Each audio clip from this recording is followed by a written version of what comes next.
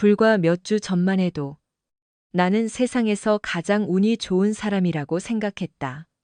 정신적인 위안이 아니라 현실적인 면에서 그랬다. 삶은 순탄했다. 빌 게이츠처럼 부자는 아니었지만 아버지가 물려주신 제조업체를 운영하며 제법 잘 꾸려나가고 있었다. 지출은 밀리지 않았고 수익은 재투자했다. 언젠가 넉넉한 저축을 가지고 은퇴할 수 있을 거라 믿었다. 재투자하는 습관은 아버지에게서 배운 것이었다. 아버지는 월급을 따로 챙기지 않으셨다. 그래서 두 번째 부인과 이혼할 때 그녀는 아무것도 가져가지 못했다. 나는 그 일에 크게 개의치 않았다. 아버지는 마지막 순간까지 바람둥이셨지만 나는 아니었다. 나는 가정적인 남자였다. 아내와 딸은 내 모든 것이었다. 적어도 그렇게 믿고 살았다. 하지만 한때 그들에게 쏟았던 자부심은 이제 저주가 되어 돌아왔다. 나는 혜진과 지수와 함께했던 모든 기억을 되짚어보며 내가 놓쳤던 배신의 징후들을 찾아 헤맸다.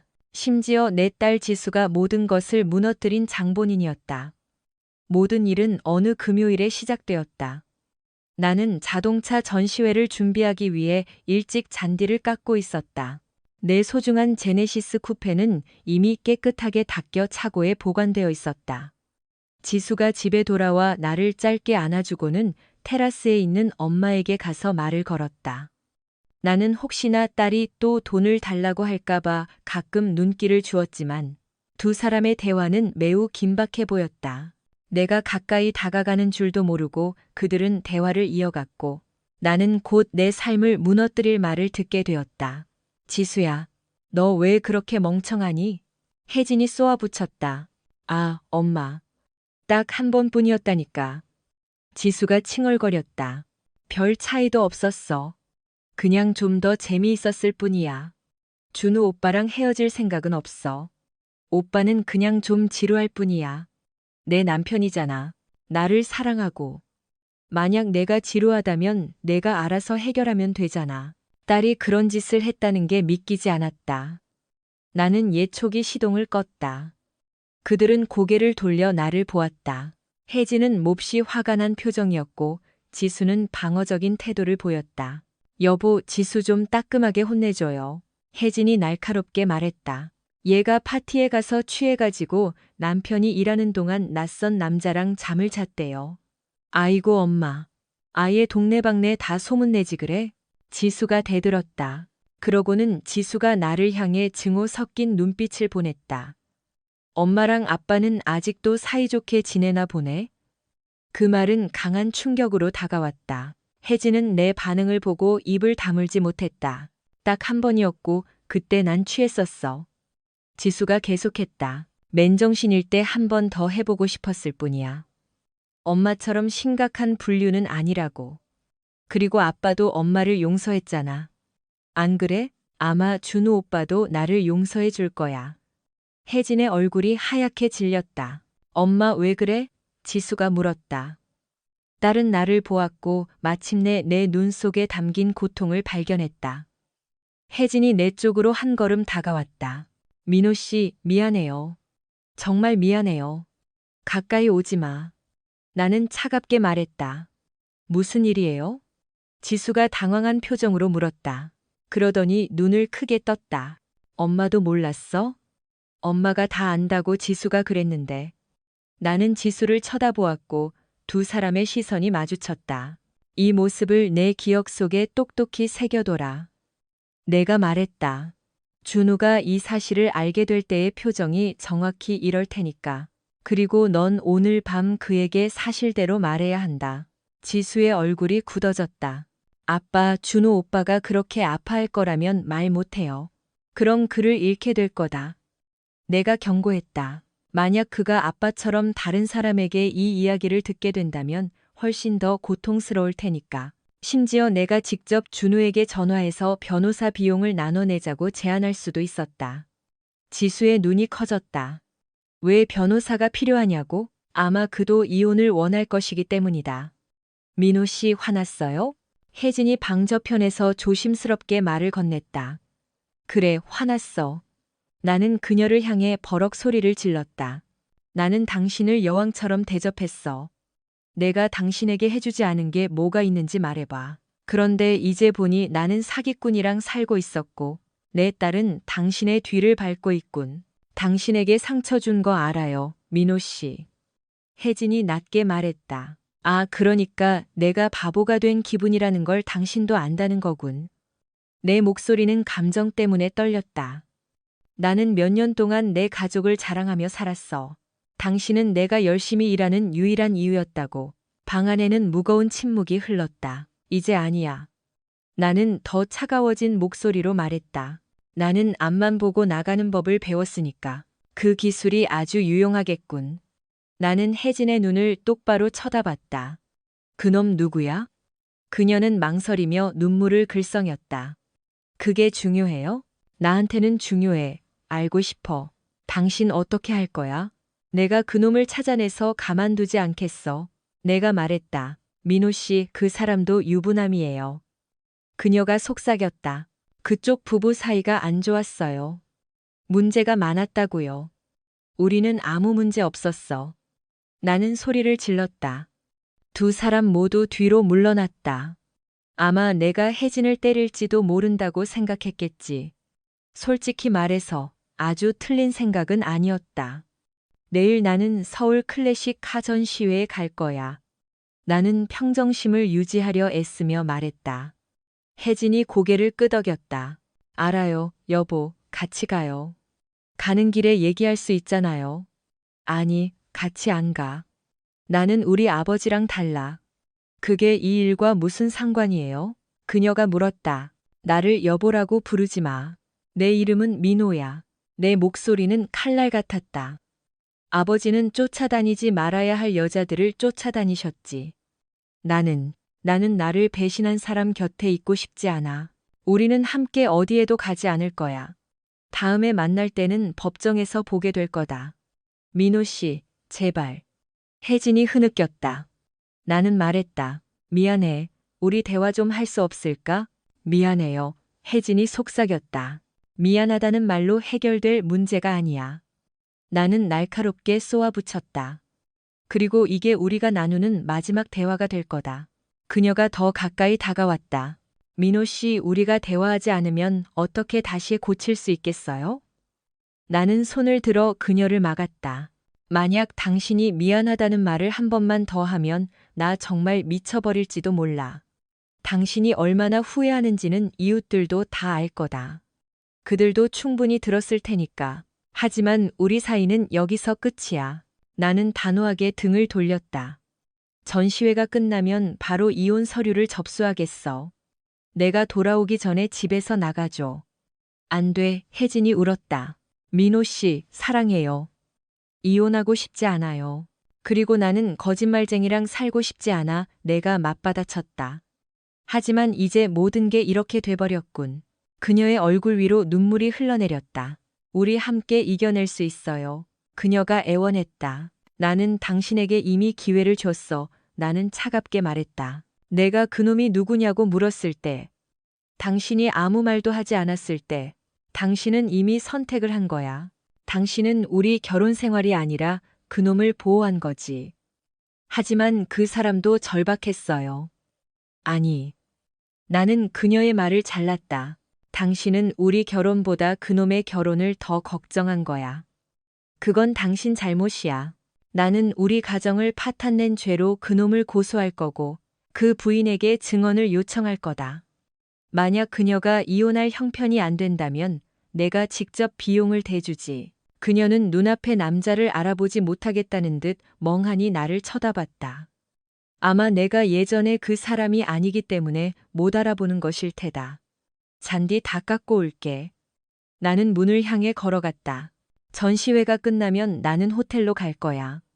그때쯤이면 당신이 나갔기를 바란다. 민호 씨, 제발. 내가 예초기 시동을 다시 걸자 그녀가 힘없이 읊조렸다. 나는 예초기를 멈추고 지수를 잠시 쳐다봤다. 지수야, 준우한테 말해라. 네가 안 하면 내가 할 거니까. 그러고는 다시 예초기를 돌려 일을 시작했다.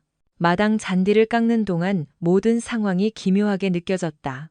정말 미쳐버릴 것 같았다. 잔디 깎기, 자동차 전시회 준비. 이 모든 게 현실 도피는 아니었다. 그것이 내가 평정심을 유지할 수 있는 유일한 방법이었다. 무너지지 않으려면 일상이 필요했다. 내가 잔디를 깎는 동안 혜진과 지수는 마당에서 다투고 있었다. 결국 지수가 떠났다. 혜진은 멍하니 앉아 나를 바라보고 있었다. 내가 지나갈 때마다 그녀는 말을 걸고 싶어 보였지만 나는 그녀를 철저히 무시했다. 일을 마친 뒤 예초기를 세워두고 짐을 챙기러 위층으로 올라갔다. 민호 씨, 우리 대화 좀 해요. 그녀가 낮은 목소리로 물었다. 나는 멈춰서서 그녀를 돌아봤다. 뭐 하는 거예요? 그녀가 물었다. 당신이 있는 이 집의 마지막 모습을 눈에 담아두는 거야. 내가 말했다. 우리 고칠 수 있어요. 그녀가 눈물을 글썽이며 속삭였다. 두 사람 모두 노력하고 싶을 때만 가능한 일이야. 나는 이제 지쳤어. 우리 집은 경기도에 있었고 포드 본사 행사가 열리는 곳까지는 차로 한참 걸렸다. 그것은 단순히 자동차 행사가 아니었다. 화려한 쇼였다. 지금 나에게 가장 필요한 기분 전환이 될 것 같았다. 아마 거기서 열리는 경주 경기까지 다 보고 올지도 모른다. 한 가지 확실한 것은 이제 나에게 자유시간이 많아질 거라는 사실이다. 그동안 가족을 위해 바쳤던 모든 희생이 이제는 아무 의미가 없어졌다. 차를 몰고 가는 동안 내 마음은 대학교 때 혜진을 처음 만났던 밤으로 거슬러 올라갔다. 사람들로 북적이는 파티였다. 방 저편에서 칠흑 같은 머리카락에 매혹적인 푸른 눈동자를 가진 그녀를 발견했다. 그녀는 덩치 큰 남자의 손을 잡고 있었는데 그는 그녀에게 거의 관심을 주지 않는 것 같았다. 그러다 그가 자리를 비웠고 나는 기회를 놓치지 않았다. 나는 그녀에게 다가가 시원한 맥주 한 캔을 건넸다. 저 술 안 마셔요. 그녀가 맥주 캔을 빤히 쳐다보며 말했다. 잘 됐네요. 나는 살짝 미소를 지으며 대답했다. 그녀가 고개를 갸웃거렸다. 왜 잘 됐다는 거죠? 저도 안 마시거든요. 나는 두 번째 캔을 들어 보이며 말했다. 하지만 이 캔 두 개가 다 필요할 것 같아서요. 그녀는 호기심 어린 표정으로 나를 보더니 이내 밝고 화사하게 웃었다. 술도 안 마시면서 왜 두 캔이나 가져왔냐고? 나를 안심시키기 위해 그녀가 낮게 웃었다. 당신이 걱정할 게 뭐가 있겠냐고. 지구상에서 가장 아름다운 여인 옆에 서 있는데 당연히 긴장되지 않겠느냐고 나는 거침없이 말했다. 그녀의 미소는 더욱 밝아졌지만 목소리는 이내 쓸쓸해졌다. 안타깝게도 모두가 그렇게 생각하는 건 아니에요. 그리고 당신도 여기 오래 있지는 못할 거예요. 당신이 허락하는 한 계속 여기 있을 생각인데요. 전 상관없어요. 그녀가 시선을 피하며 작게 말했다. 하지만 당신이 걱정해야 할 사람은 제가 아니에요. 저 남자친구 있거든요. 나는 어깨를 으쓱했다. 그 말을 하면서 웃고 있다면 아마 당신을 소중히 여겨줄 다른 사람을 찾아야 할 때가 된 것 같네요. 그녀의 미소가 다시 돌아왔지만 아주 잠깐이었다. 미소는 사라졌고 그녀는 눈을 감았다. 저 사람 당신보다 2배는 덩치가 커요. 그녀가 경고했다. 나는 말했다. 그녀가 천천히 눈을 떴다. 지금 당신 바로 뒤에 서 있어요. 나는 고개를 들어 올려다보았다. 그는 거대했고 몹시 화가 나 있었다. 나는 침착하게 그에게 맥주 한 캔을 건넸다. 그는 카운터에서 맥주 캔을 따더니 2모금 만에 다 마시고는 크게 트림을 2번 했다. 그의 친구들이 감탄하는 눈치였다. 왜 내 여자친구랑 얘기하고 있어? 그가 더 가까이 다가오며 물었다. 무례하다는 거 알지? 내가 말했다. 이건 파티잖아요. 뭐라고? 내가 맥주 한 캔 가져다 줬잖아. 한 캔 더 가져다 줄까? 그는 멈칫하더니 미안이라고 중얼거리고는 가버렸다. 나중에 봐. 그는 혜진에게 으름장을 놓았다. 그녀는 나를 보며 미소 지었다. 나는 그녀에게 2번째 맥주 캔을 건넸다. 그가 못 찾으면 이걸 전해주세요. 그날 밤 이후 우리는 더 많은 시간을 함께 보냈다. 혜진은 다정하고 충실하고 아름다웠지만 태성에게는 과분한 여자였다. 태성은 덩치 크고 둔한 축구 선수였는데 프로 선수가 되겠다는 꿈만 거창했다. 여자들은 관심을 받으려 그에게 매달렸고 그는 한 번도 거절한 적이 없었다. 한 번은 혜진이 안에서 기다리는 동안 그가 통통한 금발 여자와 몰래 빠져나가는 것을 본 적도 있다. 혜진은 명석했지만 쉬운 과목들만 골라들었다. 전공도 없었고 계획도 없었다. 어느 날 밤 그녀가 나에게 전화를 했다. 태성이 아마 다른 여자와 놀고 있었을 것이다. 당신은 내가 정말 한심하다고 생각하겠죠. 그녀가 말했다. 태성이 바람 피우는 거 알면서도 매일 밤 당신이랑 통화하고 있으니까요. 나는 당신이 멍청하다고 생각하지 않아요. 내가 말했다. 몇몇 선택은 이해가 안 가지만 태성의 외도는 신경 쓰지 않아요. 당신이 내 곁에 있을 시간이 더 많아지는 거니까. 왜요? 우린 그냥 친구 사이인 줄 알았는데요. 그게 문제예요. 나는 그 이상을 원해요. 우리가 함께 보내는 시간이 많아질수록 내 마음이 더 분명해지길 바랐어요. 내가 더 나은 선택지니까요. 그녀는 잠시 침묵하더니 화제를 돌렸다. 그나저나 태성아, 나에 대해 또 놀랄 만한 게 있어? 당신 수업들이요. 당신은 똑똑하지만 최선을 다하지 않아요. 그녀가 미소 지었다. 나는 커리어를 쌓고 싶지 않아요. 그냥 멋진 아내와 엄마가 되고 싶을 뿐이에요. 나는 빤히 쳐다보았다. 그게 목표라면 왜 여기 있는 거죠? 왜 그런 일에 실질적으로 도움이 되는 수업을 듣지 않아요? 혜진이 어깨를 으쓱하며 무심하게 팔짱을 꼈다. 태성의 계획은 항상 프로 선수가 되는 거였어요. 그녀가 말했다. 하지만 팀에 남으려면 학교를 계속 다녀야 했죠. 그래서 태성을 돕기 위해 같은 수업을 들었어요. 리포트도 대신 써줬고요. 태성은 만점을 받았죠. 물론 시험은 망쳤지만 교수님들은 시험 불안증 때문이라고 생각했어요. 재시험 기회를 줬고 태성은 간신히 낙제를 면했죠. 나는 미간을 찌푸렸다. 그러니까 계획은 태성이 프로리그에 진출하고 두 사람이 결혼해서 부자로 행복하게 영원히 사는 거였군요. 맞아요. 그녀가 씁쓸하게 말했다. 그가 바람을 피우기 전까지는요. 처음에는 가사 도우미랑, 그 다음엔 이웃이랑, 그 다음엔 선생님이랑. 혜진 씨, 그만해요. 내가 다정하게 말했다. 결혼하면 그만둘 거예요. 그녀가 중얼거렸다. 하지만 그녀 자신조차 믿지 못하는 눈치였다.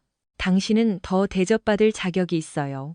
내가 낮은 목소리로 말했다. 우리의 시선이 마주쳤다. 그리고 그녀가 나에게 입을 맞췄다.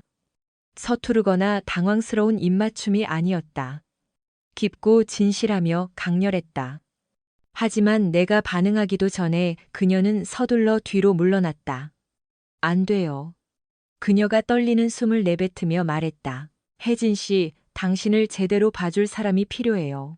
내가 말했다. 금발 여자가 윙크 한 번 한다고. 당신을 버리지 않을 사람.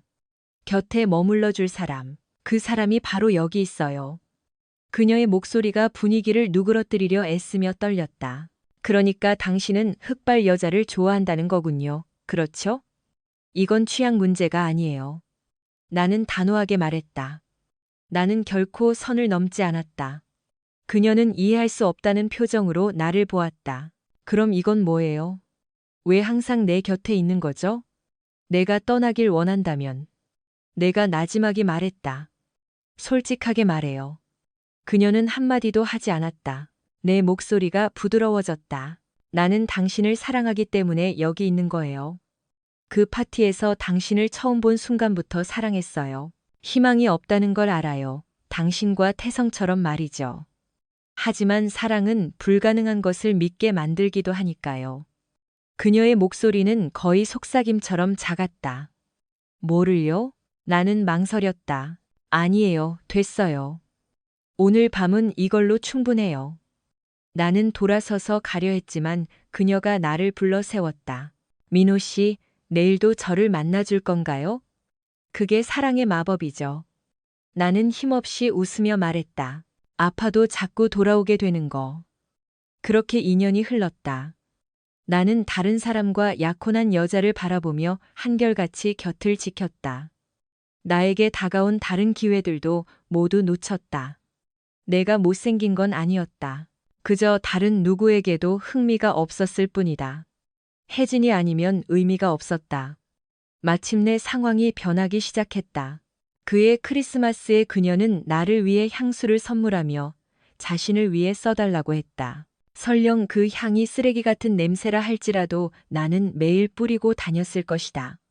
학기 마지막 날, 멀리서 마지막 종소리가 울려 퍼질 때 그녀는 내 손을 꽉 잡았다. 다른 여자들 때문에 뿌리지는 마요. 혜진이 나에게 선물한 팔찌를 빤히 쳐다보며 속삭였다. 안 그럴게요. 나는 낮게 대답했다. 이별을 생각하니 가슴이 시려왔다. 그녀의 목소리가 떨렸다. 당신이 정말 보고 싶을 거예요. 3개월 뿐이잖아요. 나는 평정심을 유지하려 애쓰며 말했다. 집안일을 도우면서 돈을 모아둘게요. 가을이 와서 당신이 돌아오고 태성을 기다릴 때 우리가 함께 더 많은 걸 할 수 있도록요. 그녀는 고개를 저으며 눈물을 참았다. 3개월은 너무 길어요. 나는 그녀의 손을 꼭 쥐었다. 금방 지나갈 거예요. 젠장, 민호 씨. 그녀가 목이 메어 말했다. 나도 당신을 사랑하는 것 같아요. 왜 인생은 이렇게 힘든 걸까요? 그녀는 울음을 터뜨리더니 내 손에 무언가를 쥐어주고는 달려갔다. 나는 멍하니 서 있었다. 그녀가 나를 사랑한다니. 손바닥을 내려다보니 접힌 종이 조각이 있었다. 그녀의 전화번호와 짧은 메시지가 적혀 있었다. 전화해요. 나는 전화를 했다. 그 당시 시외전화 요금은 만만치 않았다. 아마 여름 내내 번 돈의 4분의 1을 광주로 전화하는 데 썼을 것이다. 알고 보니 나는 태성보다 그녀와 더 많은 대화를 나누고 있었다. 태성은 바로 내 옆집에 살고 있었는데도 말이다. 그해 가을 학교로 돌아갔을 때 나는 다음에 무슨 일이 일어날지 전혀 예상하지 못했다. 짐을 다 풀기도 전에 문을 두드리는 커다란 소리가 방을 울렸다. 문을 열어보니 태성이 문간을 사람 벽처럼 막고 서 있었다. 어디 갔다 이제 온 거야? 그가 다짜고짜 물었다. 당신이 생각하는 그런 일은 안 했어요. 나는 손을 들어 보이며 말했다. 이제 막 도착했다고요. 그게 문제야. 그가 투덜거렸다. 나 여기 온 지 3일이나 됐는데 나만의 시간이 한순간도 없었어. 작년에 당신이 했던 일을 해줘야겠어. 나는 눈썹을 치켜 세웠다. 그게 정확히 뭔데요? 알잖아, 내가 바쁠 때 혜진이랑 같이 시간 보내주는 거. 그가 무심하게 말했다. 내가 훈련에 집중할 수 있게 말이야. 결혼하고 나면 축구가 내 유일한 영광이 될 거니까. 당신한테 신세 좀 질게. 태성 씨, 내가 수십억 연봉 계약하면 당신한테도 떼어줄게. 나는 그를 빤히 쳐다보며 말했다. 그렇군요. 내가 당신 남자친구라도 된 것 같네요. 그는 이해하지 못한 채 등을 돌려 가버렸다. 나는 참을 수가 없었다. 저기요, 태성 씨. 내가 그를 불렀다. 연봉 수십억은 프로리그 얘긴데 당신 축구 선수잖아요. 그건 K리그라고요. 그는 멈춰서서 돌아보더니 미간을 찌푸렸다. 그 차 타고 다니는 건 어때? NHL 맞지? 아니에요. 젠장. 그가 중얼거렸다. 형이 그렇게 말해줬는데 내일 당장 따져야겠어. 그는 가버렸다. 20분도 채 안 되어 혜진이 나타났다. 그 졸업반 시절이 모든 것을 바꿔놓았다. 혜진과 나는 한시도 떨어져 있지 않았다. 수업이 없을 때는 입을 맞췄다. 봄이 되자 사이는 더 깊어졌다. 그녀는 죄책감을 느꼈고 나는 그녀를 재촉하지 않았지만 헤어질 때마다 아쉬움은 더 커졌다. 당신을 정말 원해요. 그녀가 나에게 말하곤 했다. 당신이랑 입 맞추는 게 태성이랑 자는 것보다 훨씬 좋아요. 우리가 함께 밤을 보낸다면 정말 환상적일 거예요. 그 사람이랑은 딱 한 번뿐이었잖아요. 그녀가 고개를 끄덕였다. 여름이 오지 않았으면 좋겠어요. 그녀가 한숨을 내쉬었다. 곧 드래프트 시즌이에요. 태성이 선발되면 우리는 이사해야 하고 난 당신을 잃겠죠. 하지만 민호 씨, 당신을 사랑해요. 심장이 터질 것 같아요. 저도 그녀를 사랑했지만 여름 동안 떨어져 있으면 이 아픔을 이겨낼 수 있을 거라 스스로를 다독였다. 그런데 생각지도 못한 일이 일어났다. 태성은 선발되지 않았다. 어떤 라운드에서도 선택받지 못했다. 초대도 연락도 없었다. 그는 에이전트까지 잃었고 나중에는 나에게 중국팀에 전화 좀 해달라고 부탁하기까지 했다. 나는 중국 리그 관계자와 연락이 닿았다. 태성 선수에 대해 문의하려고 전화했습니다. 내가 말했다. 누구쇼? 상대방은 그렇게 답하고는 끊어버렸다. 얼마 후 나는 태성의 스카우트 리포트를 입수했다. 엉망진창이었다. 체격은 좋지만 속도와 지능이 떨어진다는 평가였다. 구단들은 그가 경기장에서 얼마나 무능했는지 보여주는 수년간의 영상을 이미 가지고 있었다. 그는 이제 수비의 대상도 아니었다. 그냥 피해 다니는 존재였다. 졸업장도 없고 자격도 없고 계획도 없던 태성은 무너졌다. 그는 학교를 그만두고 술을 마시기 시작하며 급격히 망가졌다. 혜진은 생각보다 슬퍼 보이지 않았다. 어떤 면에선 다행이라고 그녀는 나에게 말했다. 이제 당신 곁을 떠나지 않아도 되니까요. 믿을 수가 없었다.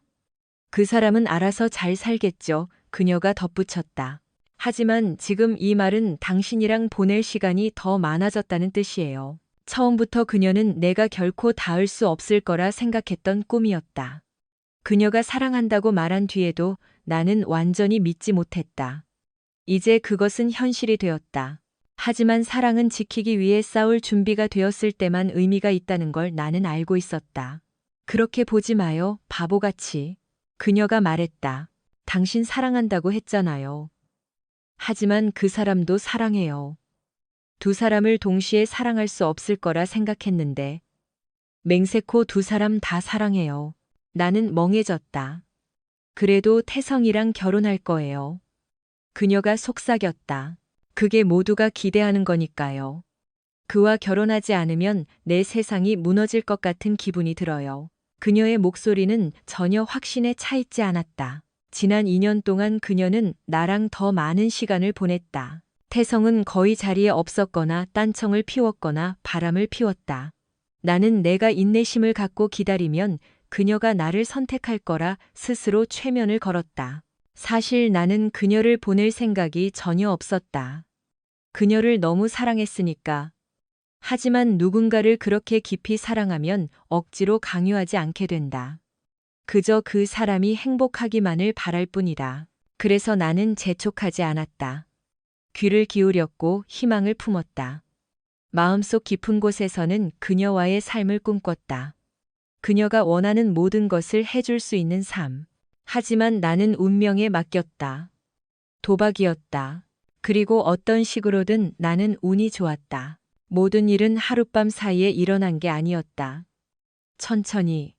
그리고 아주 고통스럽게 진행되었다. 첫 번째 전환점은 그들이 고향인 광주로 돌아가지 않기로 결정했을 때 찾아왔다. 태성은 패배자로서 고향에 가고 싶어 하지 않았다. 그들은 경기도에 남았다. 그는 일자리를 구하려 애썼지만 축구 말고는 잘하는 게 아무것도 없었다. 하는 일마다 실패하면서도 그는 여전히 두 번째 기회가 올 거라는 희망을 버리지 않았다. K리그, 내셔널리그, 심지어 조기 축구회까지 어디에서도 그를 부르지 않았다. 그러면서도 그는 훈련도 하지 않으면서 예전 운동선수 때처럼 먹어댔다. 불과 8개월 만에 그는 마시멜로처럼 변해버렸다. 유일한 장점은 내가 원할 때면 언제든 혜진을 만날 수 있다는 것이었다. 그녀는 태성이 망가지고 있다는 말을 직접 하지는 않았지만 매일 나에게 사랑한다고 속삭였다. 상황이 무너지고 있다는 첫 번째 징후는 혜진이 식당 서빙 일을 시작했다며 그게 생각보다 힘들다고 말했을 때였다. 월세를 내기 위해 그녀의 월급이 꼭 필요했다. 그러던 어느 날 오후 일하던 중에 그녀에게서 다급한 전화를 받았다. 그녀는 엉엉 울면서 나보고 데리러 와달라고 애원했다. 나는 그들의 아파트에 한 번도 간 적이 없었지만 차로 1시간 정도 거리에 있었다. 그때 나는 집안 사업을 맡아 운영한 지 3개월째였다. 그 전에는 대학 졸업 후 가족들의 반대를 무릅쓰고 외부 업체에서 일을 배웠다. 내 스스로의 능력을 증명하고 싶었다. 큰형 진호는 교사가 되었고 남동생 성호는 작가가 되었다. 두 사람 모두 가업에는 전혀 관심이 없었지만 거기서 나오는 배당금에는 만족해했다. 아버지의 건강이 나빠지자 모두가 내가 가업을 이어받을 거라 생각했다. 나는 여름마다 그곳에서 일했고 누구보다 공장 사정을 잘 알고 있었다. 하지만 형제들은 자신들의 몫으로 돌아올 돈에만 관심이 있었다. 결국 아버지가 나에게 말씀하셨다. 너는 지금 시간을 낭비하고 있다. 현장을 한 번도 본 적 없는 놈들 밑에서 중간 관리자 노릇이나 하려고 공부한 게 아니잖니. 내 회사를 직접 운영할 수 있는데 왜 남 밑에 있으려 하느냐? 이건 내 거다, 민호야. 네 형제들은 신경 쓰지 마라. 네가 가져라. 아버지는 그 후 3년을 더 사셨고 손녀딸을 보기에 충분한 시간이었다. 그동안 아버지는 나에게 모든 것을 가르쳐 주셨다. 이혼 소송 중에도 사업체가 어떻게 단 한 번만 손실을 기록할 수 있었는지, 가족 신탁을 통해 어떻게 재산을 보호했는지, 그리고 서류상 수입이 일주일에 20만 원뿐인데 어떻게 부유한 삶을 유지했는지 등을 알려주셨다. 도덕적으로는 문제가 있을지 모르지만 영리한 결정이었다. 아버지는 어떤 여자도 다시는 자신의 돈을 한 푼도 가져가지 못하게 하겠다고 맹세하셨다. 하지만 혜진의 아파트 모습은 그 어떤 마음의 준비도 소용없게 만들었다. 엉망진창이었다. 내 새 차를 근처에 세워두고 싶지도 않을 정도였다. 그녀는 짐가방을 발치해 둔 채 벤치에 앉아 울고 있었다. 나를 보자마자 그녀는 차로 달려왔다. 그때 태성이 창밖으로 고개를 내밀었다. 그냥 데려가쇼. 아무짝에도 쓸모없는 여자니까. 어차피 나한테 빌부터 살 생각밖에 없는 여자요. 필요할 때만 나타나는 여자가 좋다면 마음대로 하쇼. 이제 당신 거니까. 그는 창문을 쾅 닫았다. 나는 그 후로 다시는 그를 보지 못했다. 돌아오는 길에 혜진은 모든 것을 털어놓았다. 24시간 동안 교대 근무를 2번이나 하고 집에 왔더니 태성이 통통한 금발 여자와 잠을 자고 있었다는 것이다. 그녀가 따지자 그는 자기가 변할 거라 생각했느냐며 그녀를 바보 취급했다. 심지어 모텔비 아끼려고 집에서 파티를 열었다며 자랑까지 했다는 것이다. 그 여자는 혜진의 가운을 입고 소파에 누워 웨딩 잡지를 읽고 있었다고 한다. 그 모습에 혜진은 무너졌다. 그녀는 서둘러 가방을 챙겨 나에게 전화를 하고 집을 나왔다. 나는 다시 회사로 복귀해야 했기에 점심을 사서 사무실에서 함께 먹었다. 나는 그녀에게 필요한 건 무엇이든 도와주겠다고 했다. 광주 고향 집으로 가는 비행기 표를 끊어주겠다고 제안했지만 그녀는 생각할 시간 일주일만 달라고 했다. 태성이 변할 거라는 마지막 희망을 걸어보고 싶다고 했다. 나는 역사에 정통한 사람은 아니지만 갑자기 그녀와 함께 새로운 역사를 써내려가고 싶다는 열망이 생겼다. 그날 오후 나는 혜진에게 내 신용카드를 건네고 비서에게 그녀와 함께 가서 쇼핑을 도와달라고 부탁했다. 나는 그녀를 내 집 객실로 안내했다. 그녀는 그 후로 한 번도 그 방을 나가지 않았다. 마치 처음부터 우리 사이가 멀어진 적이 없었던 것처럼 모든 게 자연스러웠다. 그녀는 그렇게 태성에게 돌아가지 않았다. 몇 주 뒤 나는 그녀를 가족 모임에 데리고 갔다. 새어머니가 나를 따로 부르셨다. 그녀를 놓치지 마라. 내 짝은 바로 저 아이다. 내가 입을 떼기도 전에 혜진이 나를 돌아보았다. 당신이 물어봐 주기만을 기다리고 있었어요. 나는 갑자기 한쪽 무릎을 꿇었다. 혜진아, 아직 반지는 없지만 내가 허락한다면 내일 아침 당장 가서 같이 고르자. 나와 결혼해 줄래? 응. 내가 말을 끝내기도 전에 그녀가 외쳤다. 일은 일사천리로 진행되었다. 다음날 새어머니와 혜진, 그리고 올케들이 결혼식 계획을 세우기 시작했다. 혜진은 부모님께 전화를 드렸고 그 주 주말 부모님이 나를 만나러 올라오셨다. 장인어른은 태성도 직접 만나보신 모양이었다. 태성에게 무슨 말을 하셨는지는 모르겠지만 돌아오신 뒤 나를 따로 불러 손을 꽉 잡으며 축복해 주셨다. 태성의 이름은 다시는 언급되지 않았지만 장인어른이 용서할 수 없는 선을 태성이 이미 넘었다는 걸 알 수 있었다. 25년이 넘는 시간 동안 나는 정말로 내가 약속을 지켰다고 믿었다. 혜진을 세상에서 가장 행복한 여자로 만들었다고 생각했다. 명백히 내 착각이었다. 자동차 전시회가 열리는 일산으로 향하는 길은 마치 꿈결 같았다. 내 제네시스는 고속도로를 시원하게 질주했다. 나는 연신 속도계를 확인하며 엑셀에서 발을 뗐다. 전시장 근처 호텔에 체크인을 하고 알람을 맞췄다. 오전 8시에 만나기로 약속되어 있었지만 7시에 전화가 울렸다. 여보세요. 나는 쉰 목소리로 전화를 받았다. 당신 목소리도 나만큼이나 안 좋네요. 혜진이 말했다. 이제 대화할 정도로 좀 진정됐어요? 대화하고 싶지 않아. 나는 단호하게 답했다. 나는 당신에게 모든 걸 줬어. 단 한 번도 안 된다고 한 적 없지. 당신을 사랑했기에 완벽한 삶을 꾸리려 최선을 다했고, 우린 그렇게 살아왔어. 그녀가 말을 쏟아냈다. 민호 씨, 우린 거의 30년을 함께 했어요. 그건 큰 의미가 있는 세월이에요. 우리 고칠 수 있어요. 나는 세상에서 가장 행복한 여자였다고요. 왜 예전으로 돌아갈 수 없죠? 아니, 그건 다 거짓 위에 쌓인 거였으니까. 어제 당신과 지수가 나누는 대화를 들었어. 실수 같은 게 아니었지. 오랫동안 이어진 관계였잖아. 내가 당신에게 모든 걸 바치는 동안 당신은 다른 놈에게 몸을 맡기고 있었던 거야. 그런 게 아니에요. 하지만 내 기분은 그래. 내가 가장 믿었던 사람에게 정면으로 주먹을 맞은 기분이라고. 민호 씨, 제발. 아니, 내가 할 말은 이미 다 했어. 짐 챙겨서 나가. 내가 돌아가기 전에 사라져줘. 그 뒤엔 변호사를 통해서 얘기하자. 이 일 때문에 30년 세월을 다 날리려는 거예요? 그녀가 울었다. 내가 다 그만둘게요. 맹세코 우리 이겨낼 수 있어요. 그게 당신이 할 수 있는 가장 멍청한 소리야. 내가 쏘아붙였다. 뭐라고? 그만두겠다는 말 자체가 지금껏 계속해왔다는 증거잖아. 그만두지 마. 그냥 그놈한테 가버려.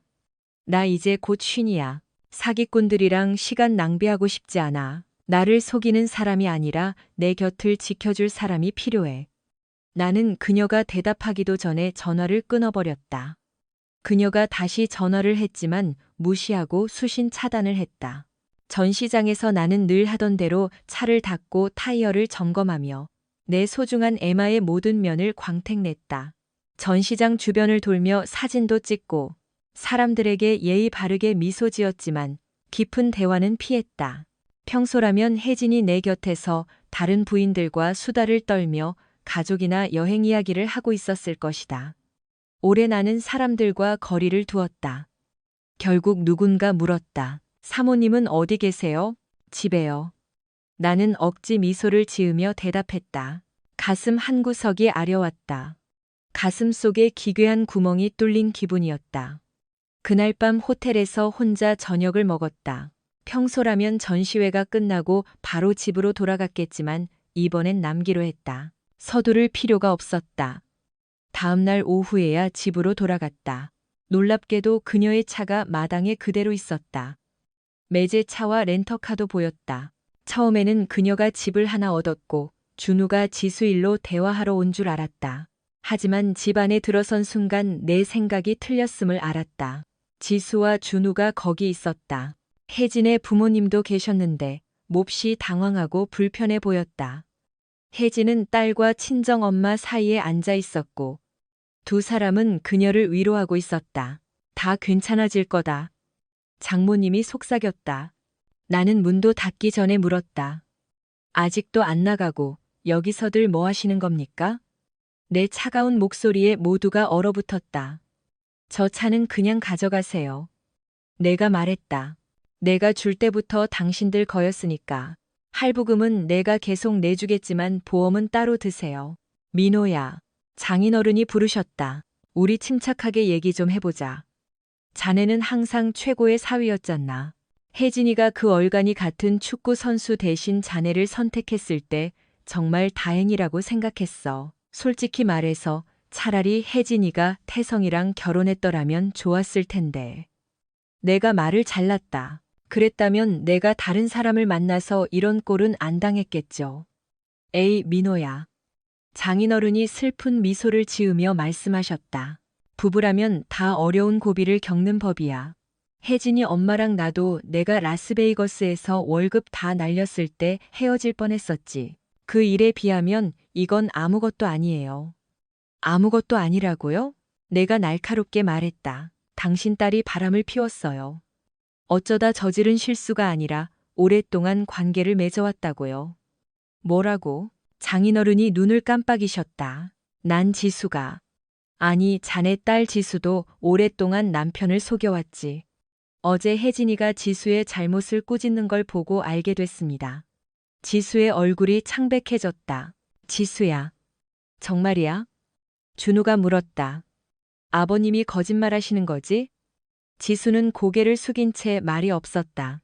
혜진이 오열하기 시작했다. 부모님께는 입도 뻥긋 안 했던 모양이다.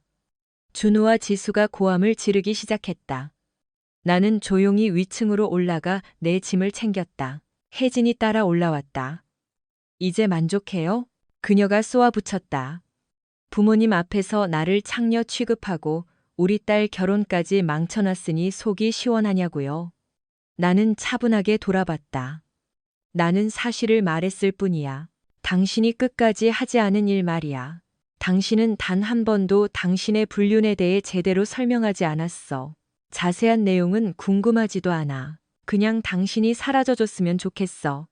지수에 대해서는 이미 경고했어. 준우한테 직접 말하라고 했지. 그런데 안 하길래 내가 말한 것뿐이야. 나는 차고로 가서 침착하게 집중했다. 아무 말 없이 세차 도구를 챙겨 마당으로 끌고 나갔다. 태양이 낮게 가라앉으며 사방에 따스한 빛을 뿌리고 있었다. 나는 세차를 시작했다. 등 뒤에서 목소리가 들렸다. 정말 지금 세차할 때라고 생각하는 거니? 고개를 살짝 돌려보니 장인어른이 팔짱을 낀 채 서 계셨다. 내일이 월요일이잖아요. 나는 고개도 들지 않고 대답했다. 출근해야 하는데 차에 먼지가 너무 많이 앉아서요. 이 차는 너무 소중해서 더러운 꼴을 볼 수가 없거든요. 장인어른이 망설이셨다. 그래도 혜진이랑 화해하는 게 좋지 않겠니? 나는 계속 문질렀다. 화해할 게 뭐 있습니까? 이미 다 끝난 일인데요. 장인어른이 미간을 찌푸리셨다. 이렇게 그냥 끝낸다고? 네, 정확합니다. 나는 마침내 그를 쳐다봤다. 내가 누구랑 바람 피웠느냐고 물었을 때 혜진이는 대답하지 않았습니다. 그게 모든 걸 말해주는 거 아닙니까? 가정을 지키는 것보다 그놈을 보호하는 게 그녀에겐 더 중요했던 거죠. 나는 안도의 한숨을 내쉬며 차에서 한 발짝 물러났다. 나는 혜진이가 내 인생의 유일한 사랑이라고 믿었습니다. 낮은 목소리로 말했다. 내가 가진 모든 것, 내 전부를 줬어요. 그런데 내가 그러는 동안 그녀는 딴 놈이랑 놀아나고 있었죠. 얼마나 오래됐는지 누가 알겠습니까? 어제 전화로 미안하다고 빌 때 알았습니다. 그녀는 여전히 그놈을 만나고 있어요. 장인어른은 대답 없이 나를 빤히 쳐다보셨다.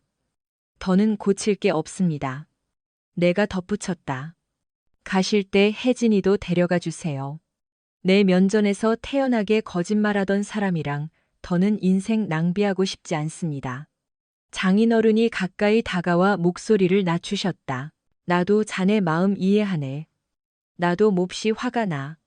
믿어주게. 하지만 혜진이가 자네를 사랑하는 것도 알아. 법원 판결이 나오기 전까지는 집에서 나가지 말라고 했네. 같이 머물면서 대화할 기회를 가져야 해. 나는 이혼 소송을 막고 부부 상담을 받으라고 권유할 생각이다. 나는 허리에 손을 얹고 장인어른을 똑바로 쳐다봤다. 그 어떤 법원도 나를 배신한 사람에게 돌아가라고 강요할 순 없습니다. 다 그만두겠다고 하잖나. 장인어른이 부드럽게 말씀하셨다. 그걸로 충분해. 나는 호스 끝부분을 돌려 물을 뿜어냈다. 한번 해보시든가요. 말을 마친 뒤 나는 다시 차를 닦기 시작했다. 장인어른은 답답한 듯 가버리셨다. 몇 분 뒤 지수가 눈이 뻘겋게 부은 채 나왔다. 아빠 어떻게 이럴 수 있어? 그녀가 물었다. 나는 대답하지 않고 묵묵히 차를 닫고 광을 냈다. 모두가 지켜보는 가운데 나는 아랑곳하지 않았다. 오직 나에게 유일하게 의미 있는 존재, 내 자동차에만 집중했다. 짐을 다 챙긴 뒤 옷장에서 여행 가방 하나를 더 꺼내 짐을 채워 넣었다. 혜진이 문간에서 팔짱을 낀 채 서 있었다.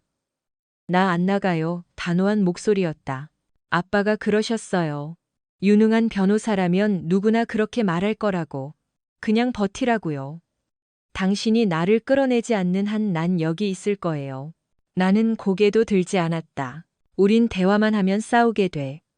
그리고 나는 당신한테 손찌검할 정도로 멍청하지 않아. 법원에서 퇴거 명령이 나올 때까지 기다릴게. 그때까지 나는 다른 곳에서 지내겠어. 당신 이렇게 도망칠 순 없어. 그녀가 소리 질렀다. 우리 이거 해결해야 해. 해결할 수 없어. 나는 차갑게 잘랐다. 당신이 해결하고 싶지 않은 거겠지. 이 관계를 망가뜨린 건 내가 아니야. 내 목소리는 얼음처럼 차가웠다. 내 변호사가 정해지면 장인어른께 연락할 거다.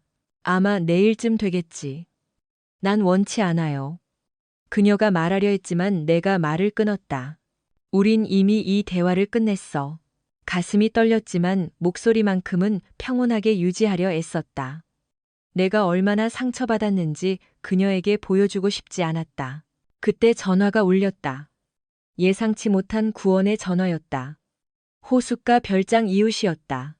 민호 씨, 별장 마당 잔디가 너무 많이 자랐어요. 그가 말했다. 이러다 불나면 큰일 나겠어요. 내가 좀 깎아줄까요? 네, 부탁드려요. 내가 대답했다. 내일 들러서 살해할게요. 아니에요, 그냥 계좌로 보내줘요. 아니요, 제가 직접 갈게요. 나는 서둘러 차 키를 챙겼다. 직접 가야만 했다. 거기 머물 생각은 전혀 없었다. 퇴거 절차가 끝날 때까지 호텔을 전전할 생각이었다. 하지만 갑자기 그 작은 목조 별장이 완벽한 도피처처럼 느껴졌다. 본체는 그녀가 쓰라고 하고 나는 좀 작지만 주방도 있고 TV랑 인터넷도 잘 되는 별채에 머물면 된다. 단점은 차로 45분을 가야 한다는 것뿐이었다. 하지만 나는 운전하는 걸 좋아했다. 다음 날 아침 공장 상황을 확인한 뒤 변호사에게 전화를 걸었다. 그는 이혼 전문은 아니었지만 유능한 전문가를 소개해 주었다. 새 변호사가 사건을 맡았다. 그는 두 가지 방향을 제시했다. 첫째, 불륜을 사유로 이혼 소송을 제기하는 것. 차와 개인 소지품 외에는 아무것도 주지 않고 상간남을 상대로 손해배상 청구를 하는 것이다. 우리나라 법으로도 충분히 가능하다. 둘째, 협의 이혼을 진행하되 위자료를 조금 얹어주고 관계를 정리하는 것. 변호사는 상간남이 누구인지 묻지 말라고 조언했다.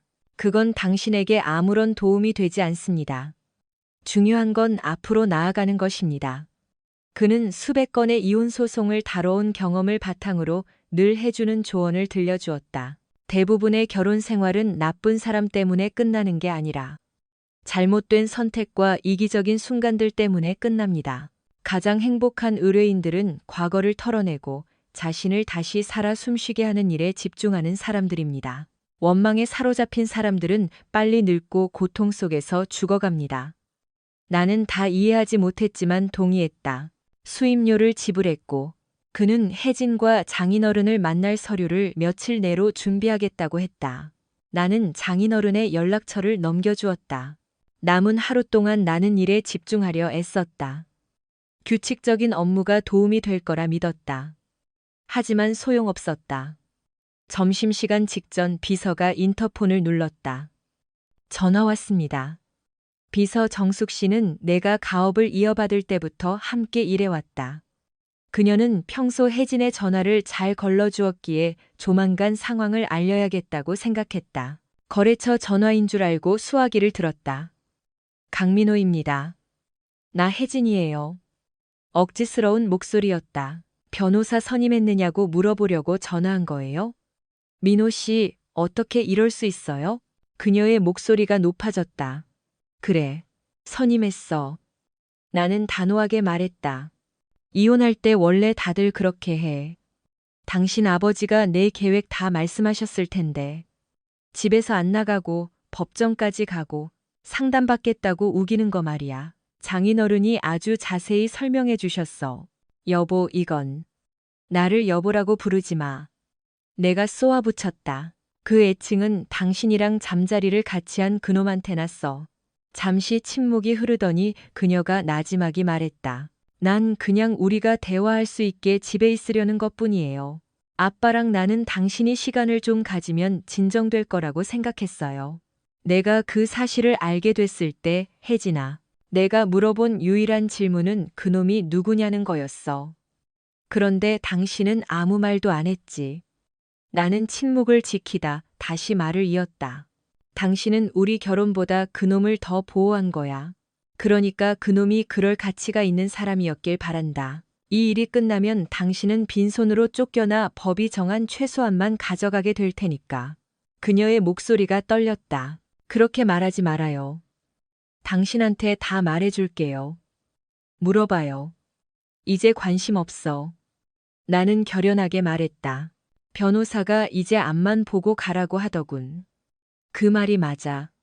나는 새로운 시작을 원해. 나도 원해요. 그녀가 다급하게 말했다. 새로운 시작 말이에요. 우리 함께 이겨낼 수 있어요. 당신은 이해를 못하는군. 내가 잘라 말했다. 나는 당신 없는 새로운 시작을 원하는 거야. 신뢰할 수 있는 사람, 내가 진심으로 사랑하고 그 사람도 나를 사랑해주는 그런 사람이 필요해. 우리 아직 안 끝났어요, 민호 씨. 그녀가 절박하게 매달렸다. 우리 세월이 얼만데 이런 사소한 일로 무너질 순 없어요. 우리에겐 아이도 있잖아요. 안녕, 혜진아. 나는 전화를 끊었다. 3시간 뒤 전화가 다시 울렸다. 이번엔 지수였다. 아빠, 어떻게 이럴 수 있어? 딸이 낮은 목소리로 물었다. 그 오랜 세월을 함께 했는데 엄마가 더 대접받을 자격은 없는 거야? 지수야. 나는 평정심을 유지하려 애쓰며 말했다. 누군가를 수년간 배신한 사람은 좋은 대접을 받을 자격이 없다. 대가를 치러야 마땅하지. 나는 내 엄마를 한 번도 함부로 대한 적 없다. 처음부터 사랑했고 충실했어. 좋은 대접을 받아야 할 사람이 있다면 그건 바로 나다. 지수는 말이 없었다. 나는 부드럽게 물었다. 하나 물어보자. 만약 내가 내 엄마를 수년간 속이고 비서나 거래처 여자들이랑 잠자리를 해왔다는 걸 알게 됐다면 넌 누구 편을 들었겠니? 아마 엄마 편이겠지. 지수가 인정했다. 하지만 난 여전히 두 분이 같이 있길 원해. 부모님이 헤어지길 바라는 자식은 없어. 그런데 왜 지금 내 편은 안 들어주는 거니? 나는 바람 피운 적 없는데. 침묵이 흘렀다. 아마 제 잘못이라는 기분이 들어서 그런가 봐요. 지수가 속삭였다. 내가 이성을 잃고 그런 말들을 쏟아내지 않았더라면 이런 일은 안 일어났을 텐데. 그러니까 평생 모르고 사는 게 나았다는 거니? 내가 물었다. 그게 뭐가 더 낫다는 거야? 지수야, 왜 나한테 말 안 했니? 내가 그렇게 못 믿어온 아빠였어? 아니요, 절대 아니에요. 지수의 목소리가 떨리기 시작했다. 제가 말했어야 했어요. 하지만 엄마가 다 끝난 일이라고 하셨거든요. 아빠도 다 안다고 하셨고요. 저는 아빠가 준우 오빠한테 말할까봐 무서웠어요. 오빠 지금 정말 힘들어해요. 전에는 오빠가 아빠가 엄마를 보는 것처럼 저를 봐줬거든요. 하지만 이젠 아니에요. 우리가 다시 화해한다 해도 예전 같지는 않겠죠. 아빠, 전 딱 한 번뿐이었어요. 준우 오빠가 정말 화가 많이 났어요. 당연히 화가 나겠죠. 하지만 오빠는 저를 사랑해요. 그가 널 용서해 줄지도 모르지. 하지만 지수야, 배신의 상처는 쉽게 사라지지 않는다. 저 취했었어요. 지수가 울었다. 지수야, 그만해. 내 목소리가 단호해졌다. 너도 이제 성인이야. 앞뒤 가릴 줄 알잖아. 결혼한 사람이 남편이 집에 없는데 술을 마시면 안 되는 거야. 그리고 내 자신을 속이지 마. 넌 엄마한테 그렇게 안 취했었다고 했잖아. 심지어 한 번 더 해보고 싶다고까지 했지. 넌 네가 무슨 짓을 하는지 정확히 알고 있었어. 지수가 수화기 너머로 훌쩍였다. 잘못했어요. 준우 오빠가 저를 위해 얼마나 노력했는지 이제야 알겠어요. 오빠는 우리를 먹여 살리려고 잔업까지 하며 지쳐 있었는데 말이에요. 이제라도 깨달았다니 다행이다. 잠시 침묵이 흐른 뒤 지수가 물었다. 엄마는 어떡해요? 엄마도 아빠랑 다시 잘해보고 싶어 해요. 그건 다른 문제야. 나는 단호하게 말했다. 내 엄마는 술 취해서 실수한 게 아니야. 정신이 멀쩡했지. 의도적으로 나를 계속 배신해온 거야. 나는 다시 돌아갈 방법이 안 보인다. 엄마는 아빠 사랑해요. 지수가 작게 말했다. 아빠 없으면 엄마가 못 견딜 것 같아요. 그건 더 이상 내 문제가 아니다. 내가 말했다. 엄마에겐 이미 다른 사람이 있잖아. 그 사람한테 돌봐달라고 하렴. 나는 이 삼각관계의 조연이 되고 싶지 않아. 이제 내 인생을 살아야겠어. 준우랑 잘 해결되길 바란다. 나는 다정하게 덧붙였다. 몸조리 잘해라, 우리 딸. 3일 후 나는 혜진을 다시 만났다. 이번엔 변호사 사무실 테이블 맞은편이었다. 그녀는 단정하게 차려입고 머리 스타일도 바꿨지만 얼굴에는 세월의 흔적이 역력했다. 뭘 그렇게 봐요? 그녀가 물었다. 당신 여전히 참 아름답다는 생각을 하고 있었어. 나는 어떻게 당신을 잊을 수 있을까 자문했다. 잊지 않아도 돼요. 그녀가 다정한 미소를 지으며 말했다. 잊어야 해. 나는 대답했다. 시간이 걸리겠지만 괜찮아질 거야. 그녀의 미소가 사라졌다. 민호 씨, 너무 늦기 전에 멈춰요. 제 의뢰인은 이혼 절차를 논의하러 오셨습니다. 내 변호사가 말을 끊었다. 의뢰인은 아주 합리적인 제안을 하길 원하십니다. 왜 내가 이런 제안에 동의해야 하죠? 혜진이 날카롭게 쏘아붙였다. 나는 내 남편을 사랑해요. 이건 말도 안 돼요. 난 쉽게 포기 안 해요. 혜진아, 제발. 장인어른이 말리셨다. 변호사가 그녀 앞에 서류 2뭉치를 놓았다. 이게 뭡니까? 장인어른이 물으셨다. 2가지 선택지가 있습니다. 변호사가 말했다. 저희는 협의 이혼을 추천합니다. 그게 모두에게 더 간단하고 빠르고 쉽습니다. 하지만 거부하신다면 불륜을 사유로 재판상 이혼을 진행하겠습니다. 그때는 위자료 액수만 조정하게 될 겁니다. 이건 너무하잖아. 장인어른이 말씀하셨다. 차 한 대랑 옷까지만 들고 내쫓겠다는 건가? 내가 말했다. 수년간 나를 속였습니다. 누구랑 얼마나 오랫동안 만났는지 아무에게도 말하지 않겠습니다. 그냥 그놈한테 가서 부양받으며 살라고 하세요. 나는 충실했습니다. 나는 약속을 지켰어요. 나도 당신 사랑해요. 혜진이 소리쳤다.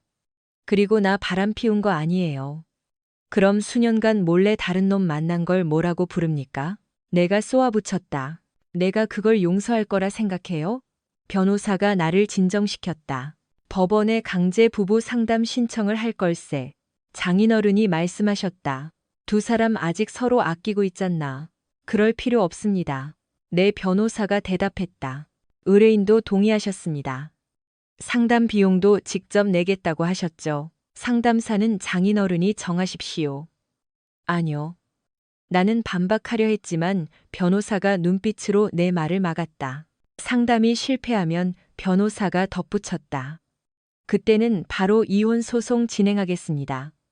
그건 혜진 씨 선택에 달렸습니다. 그가 혜진을 돌아봤다. 법원 기록은 공개됩니다.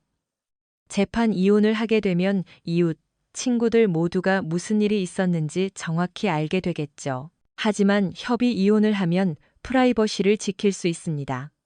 혜진의 얼굴에는 아무런 표정이 없었다. 동네 사람들이 다 너를 욕할 거다. 장인어른이 직설적으로 말씀하셨다. 말하게 놔두세요. 혜진이 말했다. 난 민호 씨 포기 안 해요. 장인어른은 고개를 저으셨다. 이 수치들은 다 어디서 나온 건가? 일주일에 20만 원 번다면서 이런 차를 굴리는 건 분식회계 아닌가? 변호사가 말했다. 미성년 자녀가 없으니 그녀는 3년 동안 일 500만 원 정도만 받을 수 있습니다. 집은 결혼 전에 취득한 의뢰인 소유라 분할 대상이 아니고요. 이건 불공평합니다. 공평이라고요? 내가 날카롭게 말했다. 나는 25년 동안 그녀를 부양했는데 그녀는 딴 주머니 차고 바람을 피웠습니다. 나는 함께 늙어갈 동반자를 원했지. 파트타임 아내와 풀타임 사기꾼을 원한 게 아니에요. 이게 비즈니스였다면 나는 사기죄로 고소했을 겁니다. 혜진이 울기 시작하자 방 안이 조용해졌다. 당신은 이해 못해요.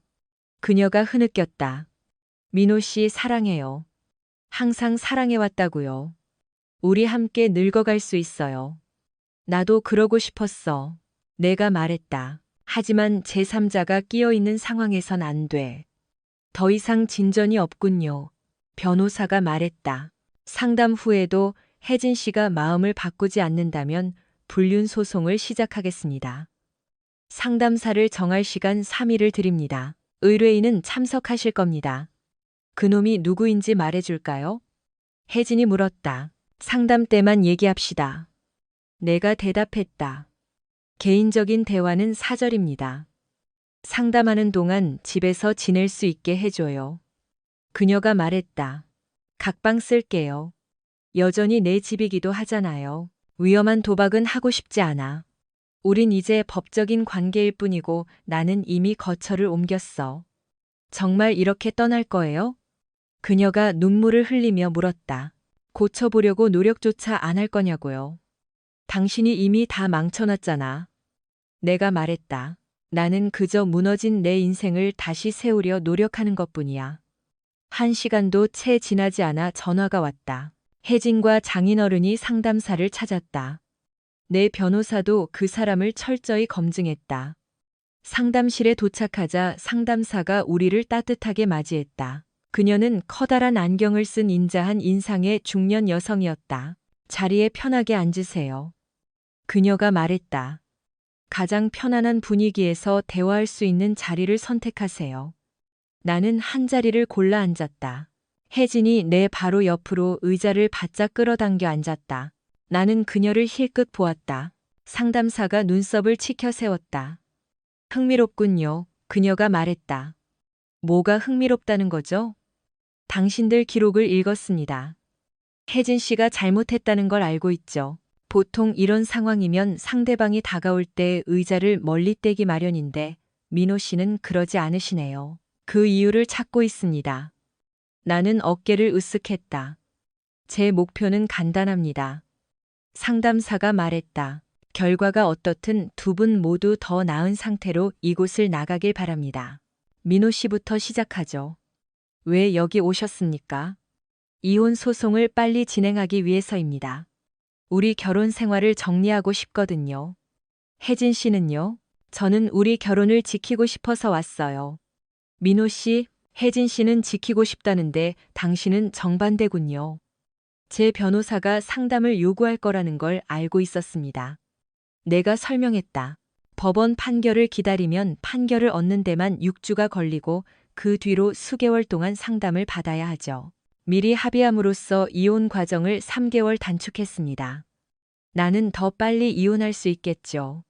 그럼 민호 씨는 이미 끝내기로 마음을 굳히신 거군요? 네, 그렇습니다. 민호 씨, 왜 결혼 생활이 실패했다고 생각하십니까? 아내가 바람을 피웠습니다. 나를 배신한 사람과 더는 함께 살고 싶지 않습니다. 혜진 씨, 동의하십니까? 아니요. 혜진이 단호하게 말했다. 그는 오해하고 있어요. 난 여전히 그를 사랑한다고요. 나는 우리 결혼을 원해요. 그는 이해하지 못하고 있어요. 내가 잠시 이성을 잃었을 뿐이라는 걸요. 당신이 나한테 한 번도 말해주지 않았으니까 그렇지. 나는 이게 어떻게 시작됐고 언제부터였는지 전혀 몰라. 내가 도대체 뭘 잘못했길래 이런 일을 겪어야 하는지도 모르겠고. 난 당신에게 모든 걸 다 줬어. 당신은 누구나 바랄 만한 최고의 남편이었어요. 그녀가 울었다. 이건 시작된 게 아니에요. 재링 씨의 모는 그냥 끝난 적이 없었던 것뿐이에요. 나 그 사람한테 빚진 게 있어요. 아니 잠깐 끝난 적이 없다고요? 나는 자리를 박차고 일어났다. 의자가 뒤로 넘어갔다. 태성이지? 그렇지. 혜진이 오열하기 시작했다. 상담실 의자 끝에 걸터앉은 그녀의 어깨가 들썩였다. 상담사가 다가가 부드럽게 말했다. 혜진 씨, 심호흡하세요. 하지만 나는 이미 문을 향해 걸어가고 있었다. 민호 씨, 어디 가세요? 그녀가 나를 불렀다. 나는 문고리를 잡은 채 멈춰 섰다. 이젠 필요 없게 됐네요. 나는 차분하게 말했다. 상담료는 이미 다 지불했으니 이 상담은 여기서 끝난 걸로 하죠. 상담사가 걱정스러운 표정으로 일어났다. 무슨 뜻입니까? 나는 어깨 너머로 대답했다. 혜진을 처음 만났을 때 그녀는 자기를 계속 배신하는 한 남자에게 얽매여 있었죠. 제가 몰랐던 건 그녀가 그를 단 한 번도 진심으로 놓아준 적이 없었다는 사실입니다. 우리는 결혼 전까지 잠자리를 한 적이 없습니다. 단 한 번도요. 하지만 명백히 그녀는 그와 잠자리를 멈춘 적이 없었군요. 혜진은 흐느꼈지만 나는 멈추지 않았다. 두 사람의 관계는 나와 그녀의 세월보다 더 길었군요. 알겠습니다. 내가 진심으로 후회하는 단 한 가지는 그녀가 나에게 진실했다고 믿으며 수십 년 동안 그녀를 부양해왔다는 사실입니다. 상담사의 목소리가 낮아졌다. 이제 어떡하실 건가요? 지수의 유전자 검사를 할 겁니다. 딸아이가 나를 전혀 안 닮았다고 생각했거든요. 태성이 그 아이의 생부라면 내가 그동안 키운 비용을 한 푼도 빠짐없이 청구할 겁니다. 그리고 만약 우리 사이의 모든 게 거짓 위에 쌓인 거라면 사기죄로 혼인 취소 소송을 진행하겠습니다. 혜진은 헛된 약속으로 나와 결혼했으니까요. 나는 문을 열고 마지막으로 돌아보았다. 당신들 나한테 수억 원을 빚지게 될 거야. 어쨌든 내 할 일은 끝났어. 나는 뒤도 안 돌아보고 나왔다. 변호사 사무실에 가서 모든 걸 말했다. 그는 즉시 일을 시작했다. 이틀 뒤 내 인생은 발칵 뒤집혔다. 나는 유명해졌고 동시에 증오의 대상이 되었다.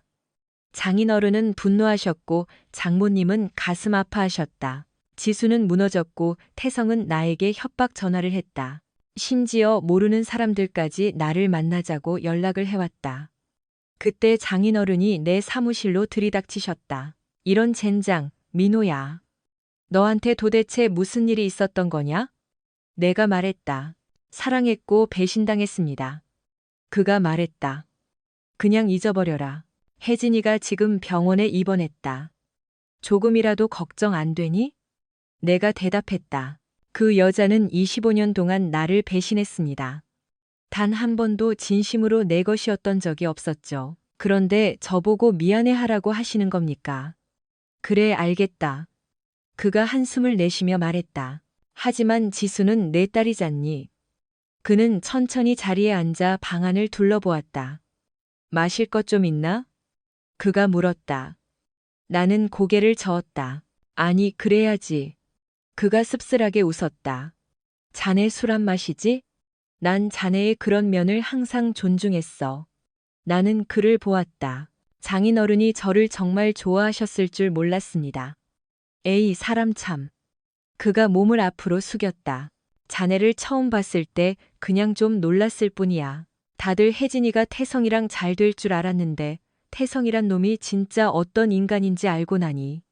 자네랑 결혼했을 때 얼마나 안도했는지 몰라. 자네는 혜진이를 행복하게 해줬어. 내가 다 봤네. 그리고 만약 그녀가 여전히 그놈을 만나고 있다는 걸 알았다면 내가 말렸을 거야. 그는 내 눈을 똑바로 쳐다봤다. 무슨 일이 있어도 그가 낮게 말했다. 그녀는 자네를 사랑하고 지수는 자네 딸이야. 나는 대답하지 않았다. 유전자 검사 같은 건 필요 없어, 민호야. 그가 덧붙였다. 태성이는 지수 같은 아이의 아빠가 되기엔 너무 멍청한 놈이거든. 나는 피고 섰다. 그건 중요하지 않습니다. 내가 말했다. 내가 그 아이를 키웠습니다. 내 가치관을 가르쳤고 아이가 태어난 날부터 준 사랑은 지울 수 없어요. 하지만 태성이가 친부라면 그는 나에게 빚을 진 겁니다. 그뿐이에요. 나는 잠시 멈췄다 다시 그를 보았다. 장인어른은 이해 못하실 겁니다. 태성이가 모든 걸 망친 게 아니에요. 내가 원한 건 동반자였을 뿐입니다. 하지만 내 곁에 있던 사람은 마음이 늘 다른 곳에 가 있었죠. 자네가 틀렸어. 그가 말했다. 그녀는 자네에게 일평생의 시간과 마음을 다 줬네. 태성은 그저 죄책감 어린 며칠 밤을 가졌을 뿐이야. 자네는 그녀의 진실한 전부를 가졌던 거라고. 단 한두 번일지라도. 내가 낮게 말했다. 그건 옳지 않아요. 나도 안다. 그가 고개를 끄덕였다. 하지만 인생은 원래 복잡한 법이야. 모든 게 흑백으로만 나뉘진 않아.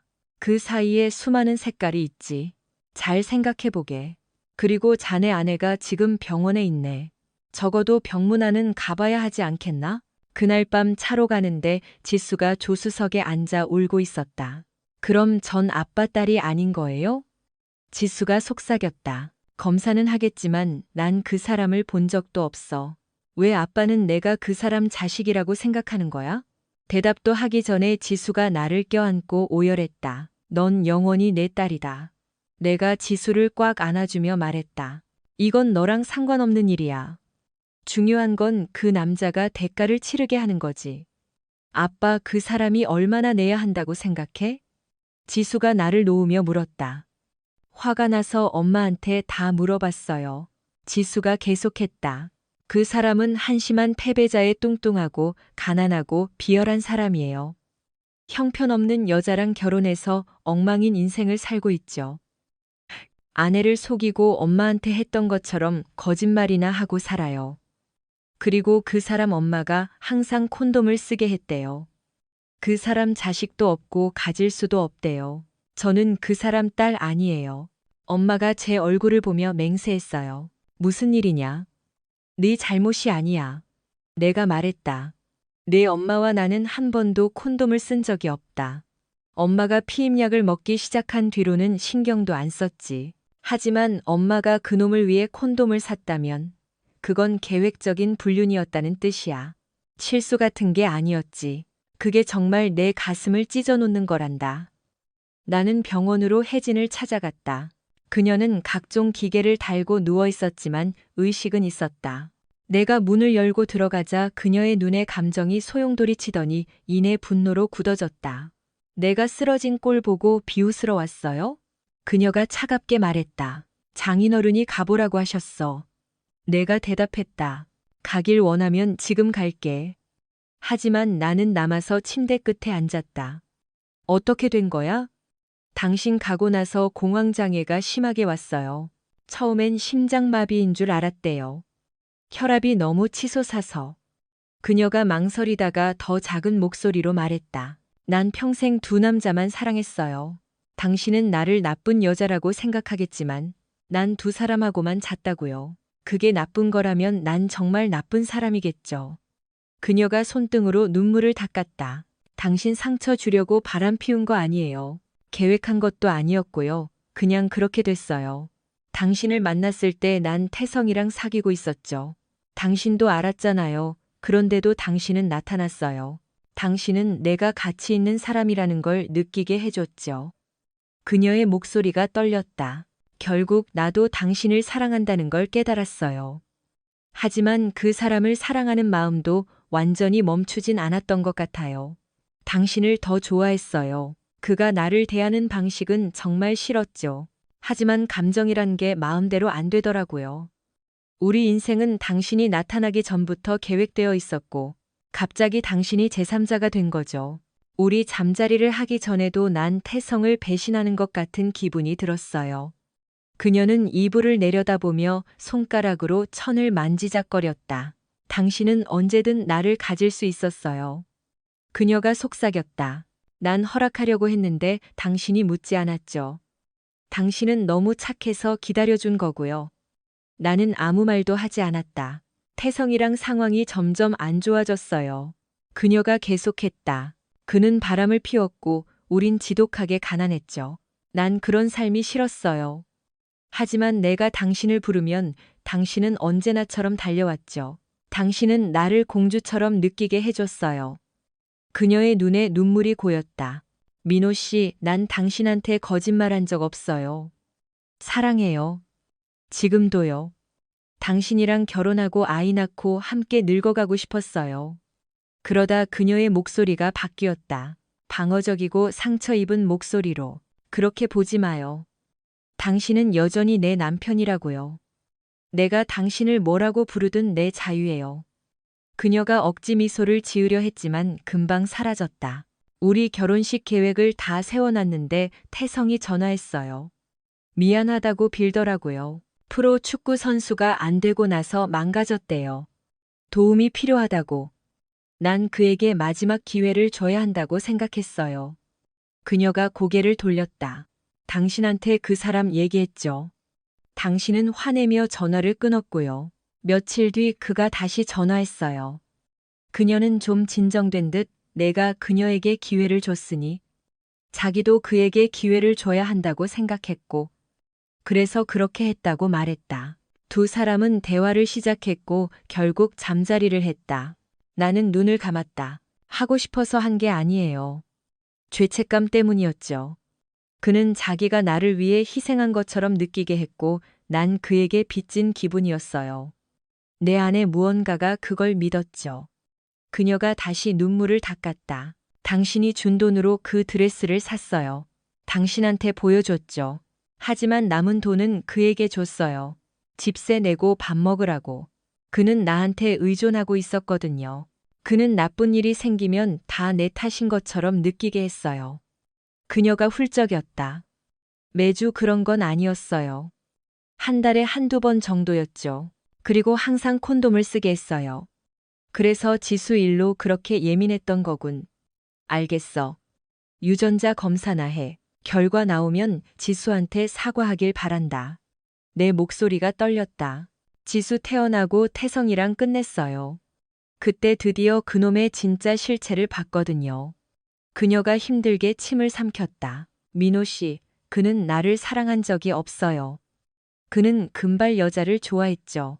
그가 내 곁에 있었던 건 내가 그를 뒷바라지했기 때문이었어요. 그가 돌아온 건 당신 돈 때문이었고 난 그걸 몰랐던 거죠.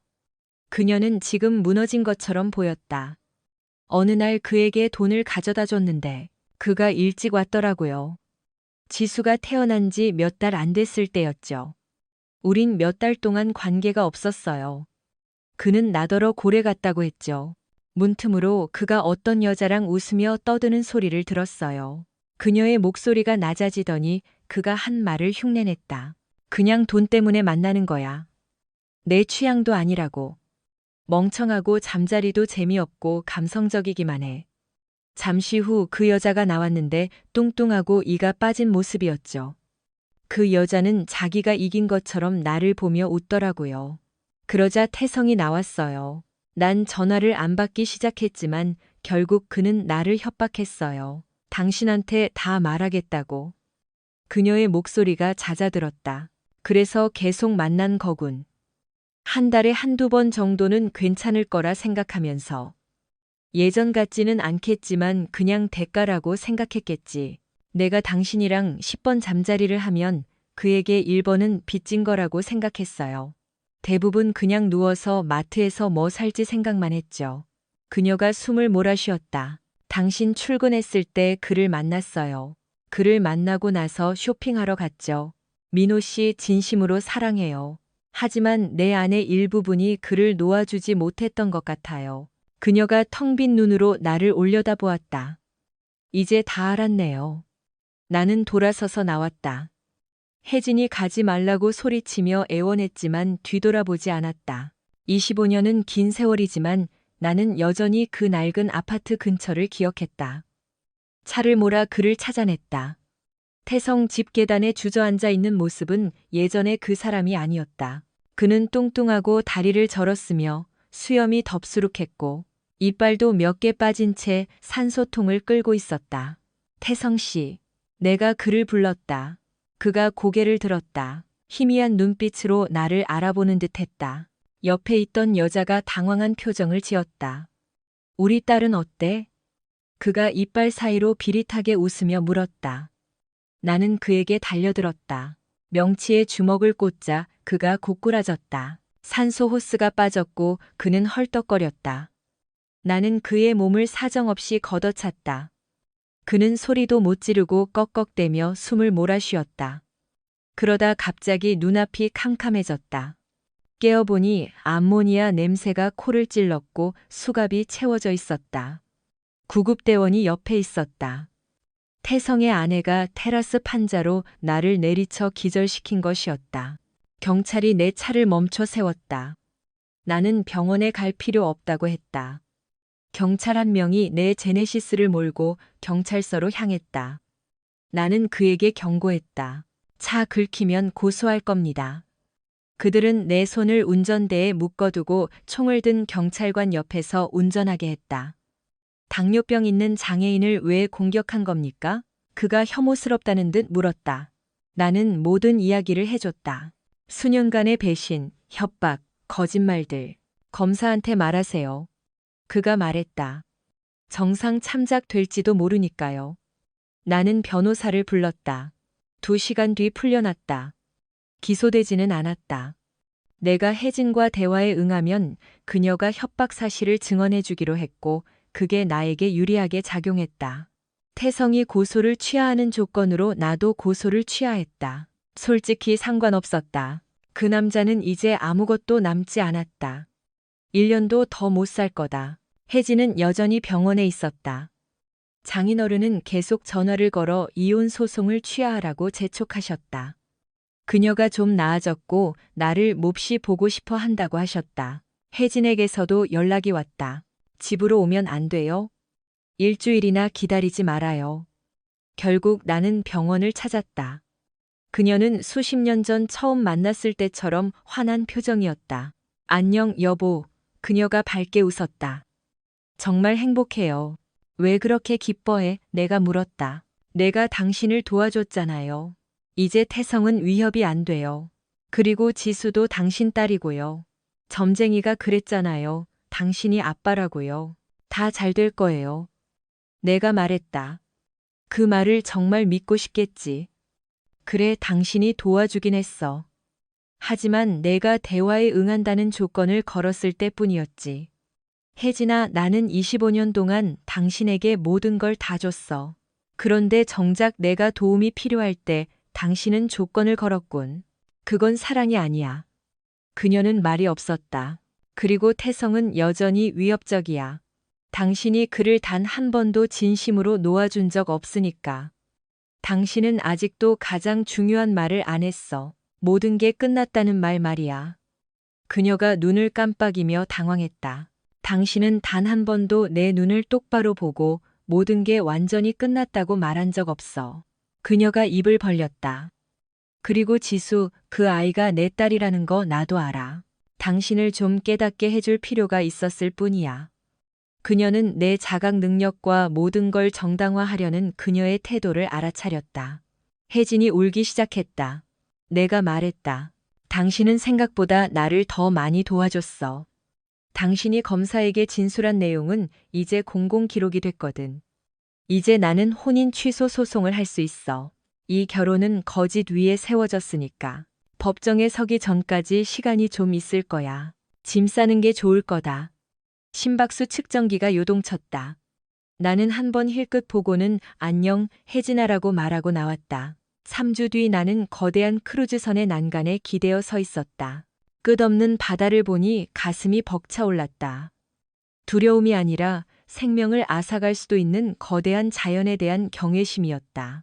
2번째 카리브해 여행이 끝나가고 있었다. 아침 바람에 후드 티셔츠를 머리까지 눌렀었다.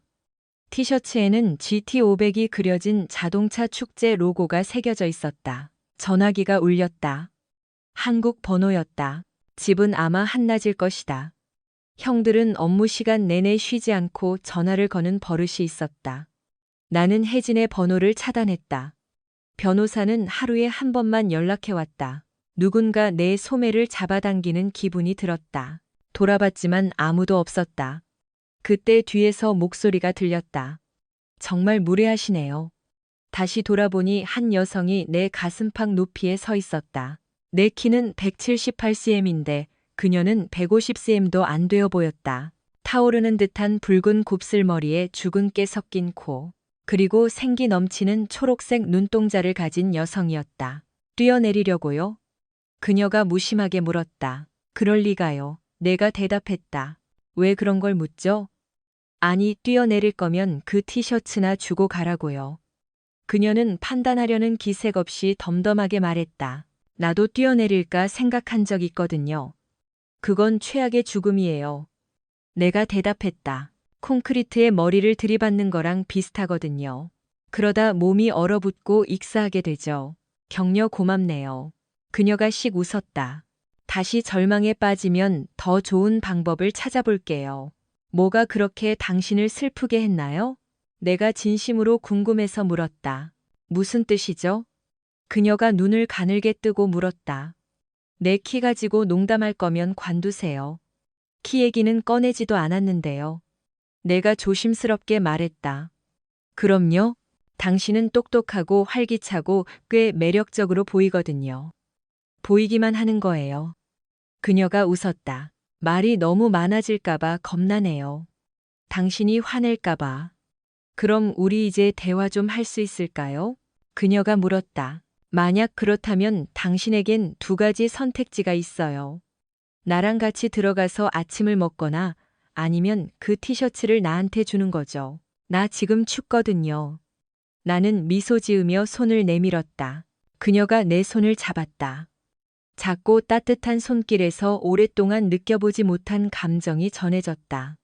안으로 들어가 작은 식당을 찾아 아침 식사를 주문했다. 그녀가 다시 손을 내밀었다. 수연이에요. 안수연. 강민호입니다. 나는 고개를 저으며 대답했다. 팬케이크와 커피를 곁들인 아침 식사를 하며 우리는 서로의 이야기를 나눴다. 그녀는 고등학교 때 연인과 결혼해 18년을 살았는데 어느 날 집에 와보니 남편이 자신의 사촌과 잠자리를 하고 있었다고 했다. 알고 보니 남편은 그녀의 작은 키와 아이를 가질 수 없다는 사실에 열등감을 느껴 사촌과 바람을 피워 아이를 둘이나 낳았다는 것이다. 그녀는 남편과 이혼했고 그들이 새로운 삶을 시작하도록 축복해 주었다. 이 크루즈 여행권은 남편이 경품 행사에서 받은 것이었는데 그녀는 자유를 되찾고 싶은 갈망에 이 여행을 떠났다고 했다. 내 이야기를 듣고 수연은 멍하니 나를 쳐다보았다. 세상에 정말 마녀 같은 여자네요. 그녀가 말했다. 식사를 마쳤을 때 태양은 이미 높이 떠 있었다. 오늘 뭐 할 거예요? 내가 물었다. 영화나 볼까 봐요. 그녀가 웃었다. 민호 씨는요? 우리 데크에서 좀 더 같이 있으면 안 될까요? 만난 지 얼마 안 됐지만 당신이랑 대화하는 게 정말 좋아요. 당신의 그 열정이 마음에 들어요. 저도 수연 씨가 좋아요. 내가 말했다. 하지만 미리 경고할게요. 나 빨강머리예요. 나는 살이 타는 게 아니라 그냥 빨개지거든요. 그럼 실내에서 갈 만한 곳을 찾아보죠. 해질 때까지 기다리고 싶지 않아요. 그녀가 미소 지었고 나는 순식간에 그녀에게 빠져들었다. 남은 여행 기간 동안 잠잘 때를 제외하고 우리는 한시도 떨어져 있지 않았다. 모든 것에 대해 대화했다. 나는 반농담으로 그녀에게 일자리를 제안하기도 했다. 하지만 가장 기억에 남는 건 마지막 날이었다. 우리가 입을 맞췄던 날 말이다. 죄책감이 들었지만 법적으로는 여전히 유부남이었기에 한편으론 이게 맞다는 생각도 들었다. 그녀의 입술은 부드럽고 앵두 같은 맛이 났다. 입맞춤은 금세 뜨거워졌고 그녀는 내 목을 꽉 끌어안았다. 침대로 가요. 그녀가 입맞춤 사이에 나지막이 말했다. 난 법을 어기는 게 아니라 삶을 사는 거예요. 그렇게 우리는 밤을 지새웠다. 내 별채에서 하루 종일 함께 보냈다. 낮잠을 자고 일어난 뒤 그녀는 내 곁에 찰딱 붙어 나를 꼭 안아주었다. 그날 밤 우리는 옷을 차려입고 저녁을 먹은 뒤 말없이 데크를 산책하며 서로의 눈빛만으로 마음을 나눴다. 나 이런 거 처음 해봐요. 그녀가 말했다. 빨리 배우시네요. 내가 웃었다. 그녀가 장난스럽게 내 팔을 때렸다. 나 결혼 18년 차였거든요, 천재 씨. 내 말은 이렇게 뜨거운 감정을 느껴본 게 처음이라는 뜻이에요. 사랑받고 있다는 게 느껴져요. 내가 가치 있는 사람인 것처럼요. 이별 인사처럼 들리네요. 내가 낮게 말했다. 아니에요. 그녀가 대답했다. 하지만 나는 테넷이라는 작은 동네에서 나를 제대로 이해해주지 못하는 남자랑 갇혀 살았어요. 여행하고 싶어요. 더 많은 걸 원해요. 내가 항상 바랐던 거예요. 가슴이 철렁했다. 일주일 만에 나를 절망에서 건져 올려준 그녀가 떠나려 하고 있었다. 그녀는 고개를 들고 작별의 입맞춤을 기다렸다. 그녀의 뺨을 타고 눈물 한 방울이 흘러내렸고 나는 멍해졌다. 내가 정말 이렇게 약한 존재였던가? 또 다른 이방인에게 나 자신을 잃어버릴 것인가? 나는 모든 사랑의 불꽃 앞에 무너질 운명인가? 그녀는 기다려주지 않았다. 다시 나에게 깊고 후회 없는 입맞춤을 건넸다. 나는 그녀를 끌어안았다. 천천히 해요, 멋쟁이 씨. 그녀가 속삭였다. 다시 잠들기까지는 아직 시간이 있어요. 당신에게 또 다른 기회가 생길 거예요. 그녀는 입맞춤으로 나를 침묵시켰다. 난 작별 인사가 서툴러요. 내일 아침엔 나 찾지 마요. 그냥 나를 기억하며 살아가세요. 그녀는 옷장으로 가서 내가 선물한 티셔츠를 챙겼다. 이걸 가져갈게요. 당신에 대한 작은 추억으로요. 그리고 그녀는 사라졌다. 다음 날은 정신이 없었다. 공항의 소음과 쏟아지는 문자 메시지들. 변호사, 딸, 형들 모두가 화가 나 있었다. 나는 일주일 동안 침묵했다. 집에 돌아오자마자 일에 매진했다. 평소 사이가 안 좋던 형들은 조용히 떠났다. 큰형이 중얼거렸다. 저 녀석 정말 지독하군. 남동생은 다시는 내 편을 들지 않겠다며 다른 사람이나 알아보라고 했다.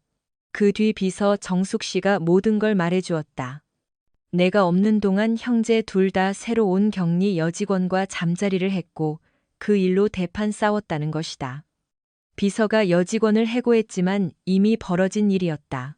사무실은 엉망이 됐다. 이제 우리 삼형제 모두 아버지처럼 독신이 될 처지였다. 나는 변호사에게 전화를 걸었다. 판사는 내 사정에 공감해 주었지만 혼인 취소는 허가하지 않았다. 사기라고 보기에는 모호한 구석이 많다는 이유였다. 대신 양측이 공정한 조건에 합의한다면 이혼을 승인해 주겠다고 했다. 변호사와 장인어른은 일주일 넘게 협상했지만 결렬되었다. 장인어른은 여전히 내가 마음을 바꾸길 바라시는 것 같았다. 결국 혜진은 내가 돌아왔을 때 직접 만난다는 조건으로 집에서 나가는데 동의했다. 나는 약속을 지키기 위해 지수의 집으로 그녀를 만나러 갔다. 왔어. 내가 말했다.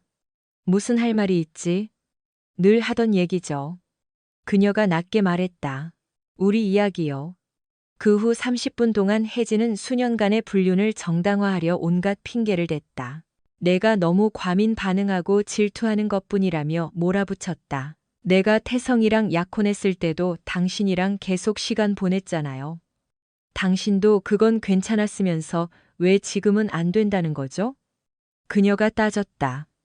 하지만 죽어가는 사람 곁을 지키는 건 괜찮은 거 아니에요? 내가 당신 곁에 있잖아요. 이건 당신 자존심 문제예요. 민호 씨, 내가 남의 여자였을 때는 공유하는 게 괜찮았으면서 이제는 무엇 하나 나눠 갖는 걸 못 견디는 거죠. 그게 당신의 진짜 문제예요. 그녀의 마지막 애원이 이어졌다. 민호 씨, 난 두 사람 다 사랑해요. 당신이 나한테 더 잘해주긴 했지만 그건 당신이 그럴 능력이 되니까 그런 거죠. 지금 태성을 버릴 순 없어요. 특히 아픈 사람을요. 아마 5년도 더 못 살 거예요. 우린 이제 잠자리도 안 해요. 나는 미소 지었다. 오, 이제야 좀 웃기네. 그 사람이 너무 기력이 없어서 일을 못하니까 말이야. 그녀가 쏘아붙였다. 나는 천천히 고개를 저었다. 아니, 방금 깨달았어. 수연 씨가 나를 깨닫게 해줬거든. 전에는 우리 결혼이 내가 부족해서 깨진 줄 알았어. 당신이 나에게 유일한 여자라고 믿었지. 혜진이 미간을 찌푸렸다. 그래서 뭘 깨달았다는 거죠? 나 혼자만 노력했다는 사실이야. 내가 말했다. 나는 양보하고 희생하며 우리가 다시 시작할 수 있다는 희망을 품었지만 당신은 단 한 번도 노력하지 않았어. 우리 관계를 구할 수 있는 유일한 길을 당신은 가지 않았지. 그녀가 눈을 가늘게 떴다. 무슨 길요?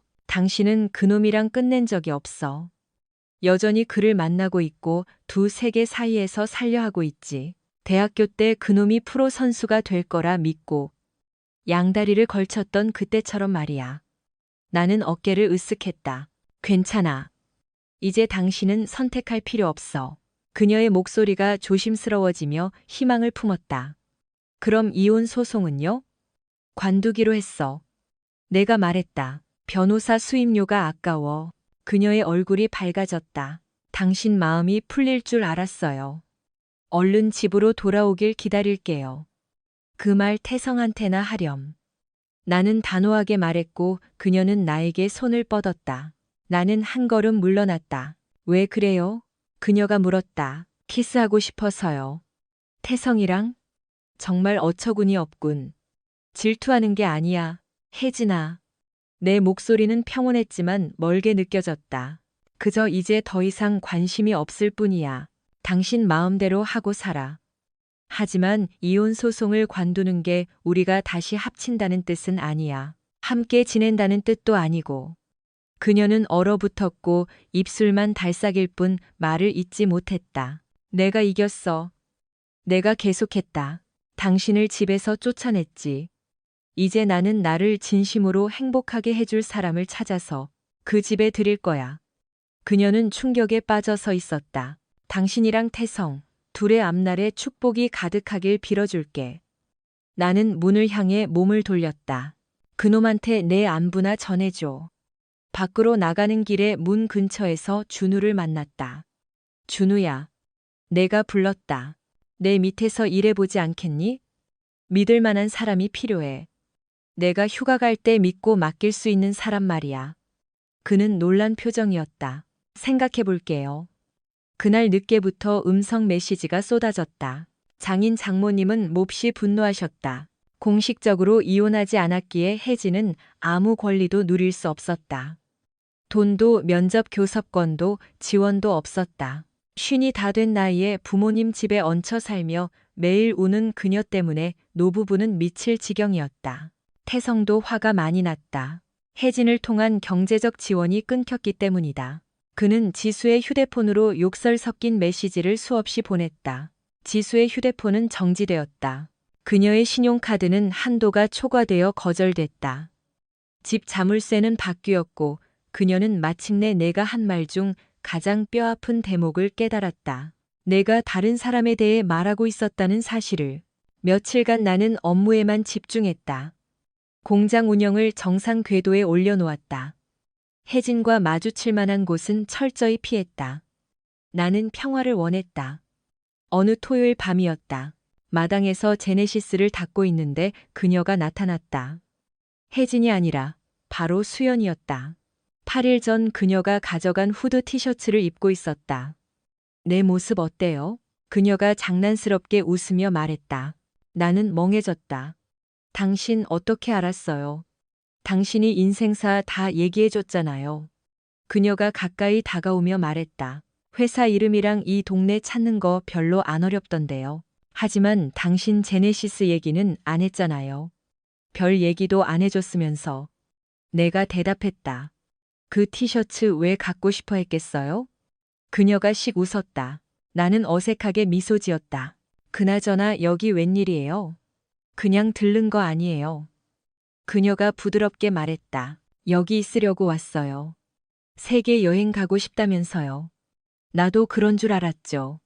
그런데 당신이랑 떨어져 지낸 6시간 만에 내가 틀렸다는 걸 알았어요. 내 마음속에서 계속 논쟁이 벌어졌죠. 너무 이른 게 아닐까 하고요. 이제 막 길고 끔찍한 결혼 생활에서 벗어났으니까요. 하지만 일주일 동안 당신이 나에게 준 그 감정이 지난 18년보다 훨씬 좋았다는 게 떠올랐어요. 그게 저를 여기 머물게 한 이유예요. 어느새 그녀가 가까이 다가와 내 몸에 살짝 기댔다. 그리고 또 다른 논쟁도 있었죠.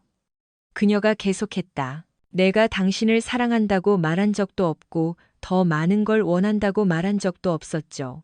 그저 당신 꽤 괜찮은 사람이라고만 했으니까요. 하지만 당신 눈에서 봤어요. 내가 떠나길 원치 않는다는 걸. 그녀가 나를 끌어안았다. 격리 직원이 필요한데. 내가 그녀의 귓가에 장난스럽게 속삭였다. 그녀가 나에게 입을 맞췄다. 다시 앵두 같은 맛이 났다. 절대 못 얻을걸요. 내가 나지막이 말했다. 왜요? 그녀가 반짝이는 눈으로 물었다. 하루 종일 나만 쳐다보고 있느라 일은 하나도 안 할 테니까. 그럼 그냥 가야겠네요. 그녀가 농담했다.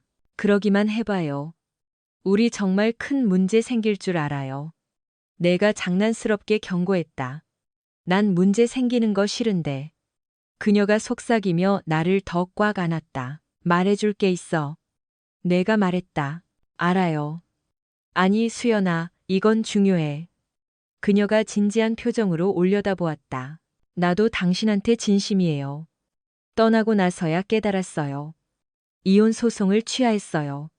내가 낮게 말했다. 그녀의 눈이 커졌다. 그녀는 뒤로 한 걸음 물러나 젖은 내 차 본닛 위에 걸터 앉았다. 그 여자가 당신한테 한 짓을 생각하면 내가 설명했다. 판사는 사기 결혼을 인정해주지 않을 거야.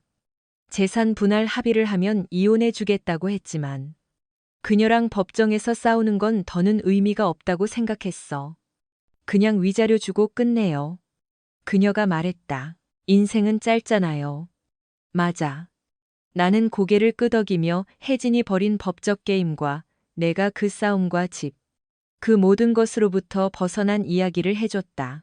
그럼 그녀는 이제 당신이랑 안 사는 거죠? 수연이 물었다. 네, 내가 말했다. 하지만 이제 당신이 나랑 살게 되겠지. 그녀의 목소리가 부드러워졌다. 당신 아직도 그녀에게 마음이 남아서 그런 거예요? 당신을 만난 순간부터 그녀는 내 머릿속에서 사라졌어. 수연이 미소 지었고 그걸로 충분했다. 그 말이면 됐어요. 그녀가 말했다. 그날부터 수연과 나는 크루즈선에서 나누었던 그 뜨거운 감정을 이어갔고 다시는 뒤를 돌아보지 않았다. 그녀는 내가 보고 싶을 때면 언제든 공장에 들렀는데 그건 아주 빈번한 일이었다. 비서 정숙 씨는 금세 수연을 좋아하게 됐다. 준우도 성실히 일을 배웠고 수연과 잘 지냈다. 혜진과 다툰 지 몇 달 뒤 나는 마침내 모든 걸 정리하고 수연과 함께 새로운 미래를 향해 나아갔다.